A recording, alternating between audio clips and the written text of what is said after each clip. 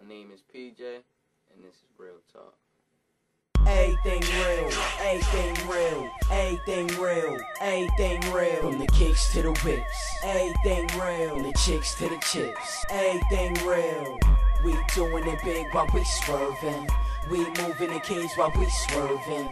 All this cash got me swerving. I'm off the racks.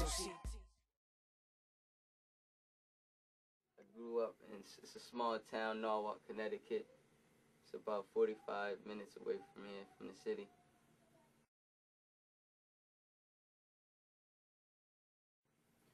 Age I became interested in music was about 6, 7. My mom's step-pops, they always been into music. And I guess I just picked up from them. Yeah, when he was like 6 years old. I mean, you know, when I came in the picture, I was doing music. And Sweets, you know, she had a musical background as well too, so it was like nothing for him to fall right in place, and he gravitated to it crazy. So, you know, when he started at it, you know, and what was so dope is he used to always want me to write a rhyme for her. I said, nah, man, I'm not writing no rhymes for you. Trust me, you could do it. And step by step, he used to do it, rhyme about socks on the block, you know what I'm saying? But he got it, and he just kept at it, and he just kept getting better every time. And, you know, all the recording equipment was there, so he was always able to get his thoughts out, hear it, see what it does, what happens, the progress of it. So, yeah, man, he stuck to it, and he's ridiculous. PJ started rapping, I guess, when he seriously started rapping, to where making money. I guess he was about 6 years old, no joke. Because his first rap that he wrote was, well, you know what, I said that like implying someone else writes for him. So let me just take that back.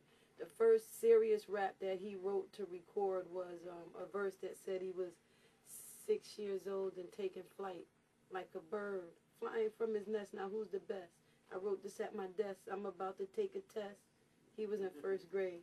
You know what I'm saying? So that's my first memory of him being serious rapping. And I started writing, and I guess as I kept writing, it just made me get nicer, because I learned different things. I learned main things like delivery and like how to flow over a beat, and just different like tools to make a song. And it just panned out right, because now I'm to the point where I know all of that. I learned from them. They had me in the studio constantly, and I kept writing and writing.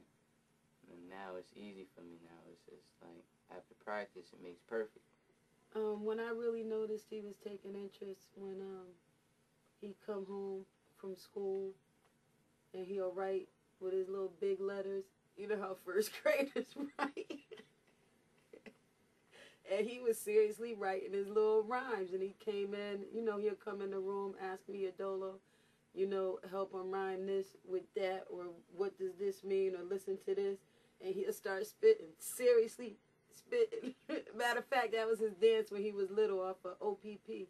So even before, you know, before the dolo era started, you know, when he was 2, you could play an instrumental, and he'll just start dancing and singing the lyrics to the instrumental without the lyrics. And he couldn't really talk, but he could, you know, recite music. So he's quite a phenomenon.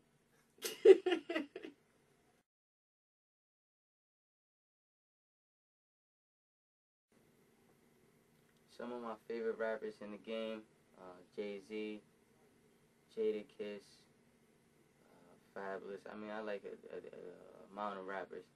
I mean, I look at them and I study them, like how what they do, like what they say, everything, their style, their image, all of that. But I can't really say that I took anything from them. I mean, I probably learned things from them, like as far as how to rhyme words. It ain't about just cat back attack and all that. Is, you know, rhyme patterns and all that. But I mean, as far as taking something from them, I don't think I took nothing from them, but I learned a few things from it. I was just telling him the other day that he done developed his own style. You know what I'm saying? I like it.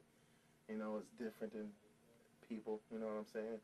And for a long time he was searching, you know, and he was still nice while he was doing that, but you could hear other people in him, you know, as was all of us as we were coming up. But he reached his point of finding himself a lot quicker than a lot of the people I've experienced that situation with.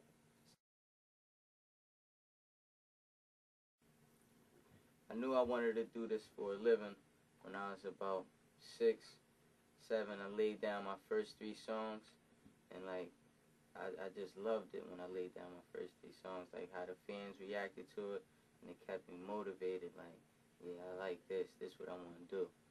So I guess I could say the fans kept me motivated into it, and I'm like, yo, this is what I want to do for a living. I want to be a rapper for real. Like I could see me getting big one day and getting nice at it, and then I kept practicing and practicing, and it made perfect. It was the first time he went into the studio. We did a song. Well, I was featured on his song, where I woke him up from having a nightmare, you know, and he was so cute, his little self, you know, he was tough. He said, yo, I was watching this scary movie. The girl was named Mary. She used to live in a cemetery. And he was serious. He was just a little kid working hard with so many different takes in the studio. You know what I'm saying? To get it together, and that's when that's the first my best memory, because he was paying his little dues. You know, he knew what it was. He already knew how hard it was, but he was really in the studio recording, and it was real. It was serious business then.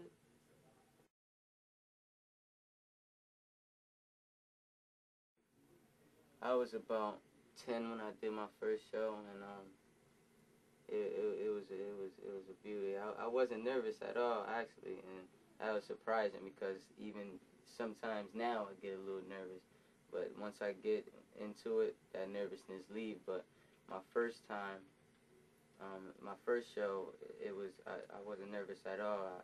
I liked how the crowd was reacting, and I couldn't even hear myself the first show.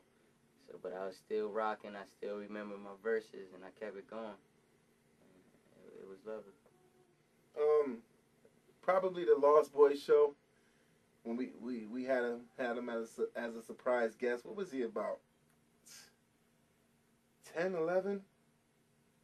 Around that age. Lost Boys had to join out. They came out. We had him come out on stage. The crowd went crazy. You know what I'm saying? And just to sit back and see him go from wanting to do this thing to actually being on stage and feeling the warmth and handling it, it's a beautiful thing, you know. PJ's first show was, we opened up for the Lost Boys. Yeah, that was his first show. We opened up for the Lost Boys, and he was a feature on our show. And we didn't tell anybody, so when his little short self again, he's just a little man and real cool and laid back.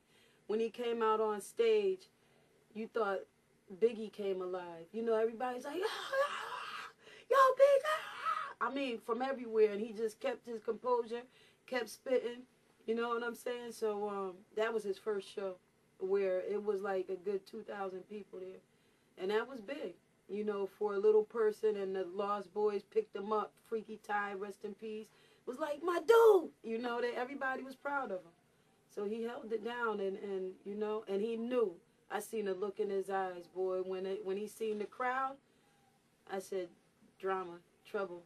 You know what I'm saying? He's going to be a problem, because he liked that energy.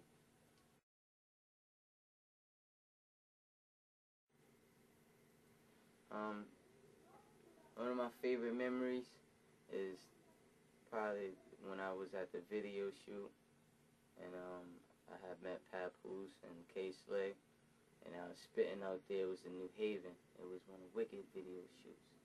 This guy named Wicked, he do his thing from New Haven, and I was spitting out there, man, and I had the kids going crazy. Cause I'm the captain of the state, and I'm the captain and they ain't. So I turn my back to cats like Shaq in the paint. Whoa.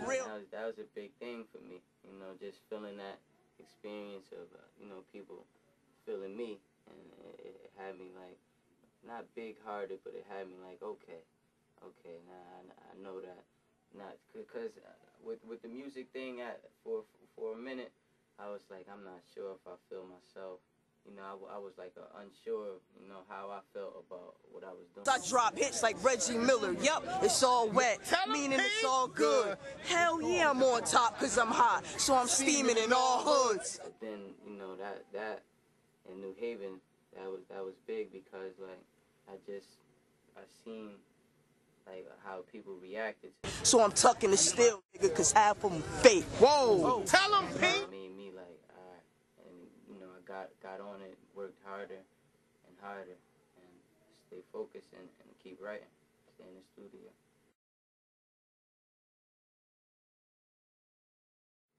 One of my biggest songs so far was Sizzling. Yeah, word on the streets is you sizzling, man.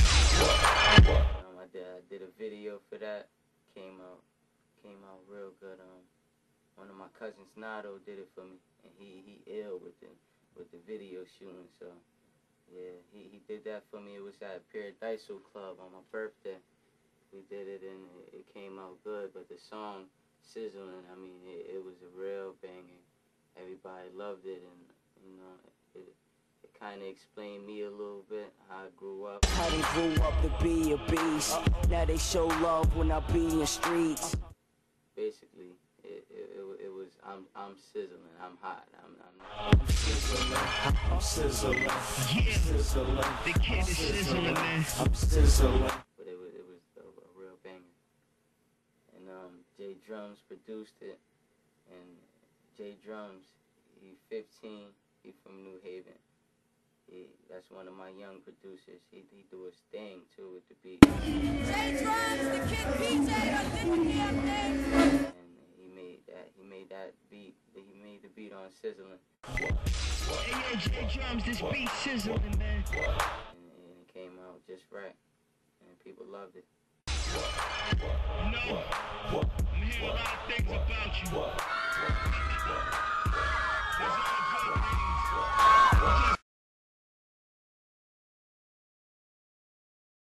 One of my biggest accomplishments is probably graduating from high school. I mean, it was rough in high school. Getting in and out of trouble, you know, just staying focused. To say I made it. He made it! Way to go, baby! I'm proud of you! Now that I've graduated, I'm in IAR, Institution of Art and Research and Music School. And, you know, I say graduating biggest accomplishment, because without that, a lot of things that are open for me now couldn't have been open for me if I wouldn't graduate. So I say graduation is my biggest accomplishment. One of the kid's biggest accomplishments was graduating from school, man, because he went through it as a kid. You know, his moms was on him. You know what I'm saying? So she kind of made that happen for him, and just by being that sturdy backbone. You know, this moment finally came. This is how it's going down. I got my diploma after 17 years. He's accomplished many things, but I'd say one of the biggest accomplishments would be graduating, because that's going to allow him to do other things. And a lot of people look at this business that we're in and not realizing that it's a business, and you need those certificates. You need to be able to say, I accomplished this, I accomplished that. You know, like he's moved on. Now he's in IAR, going to school, Institute of Art and Research. You know, he couldn't have taken that step had he not graduated. His accomplishments keep growing. His first accomplishment was his first commercial he did. You know, he was 7, I think, when he did that. Then he was 12. He did another commercial. This one was serious. It filmed for 2 days. It was national, ran national in China. And then he graduated high school. So, you know, like, he just keeps outdoing himself. And he's in college. So it's a big accomplishment, just him commuting back and forth, waking up, getting on the train. So, you know, his greatest was him graduating high school. My ultimate goal in the music industry is one day becoming big, you know, enough finances, and not only that, being to the top, getting to the top if I could, like having the people love me, and you know, and making money for what I love to do. Everything real, everything real, everything real, everything real. From the kicks to the whips, everything real. From the chicks to the chips, everything real. We doing it big while we swerving. We moving the keys while we swerving. All this cash got me swerving. I'm off the racks, so CT swerving.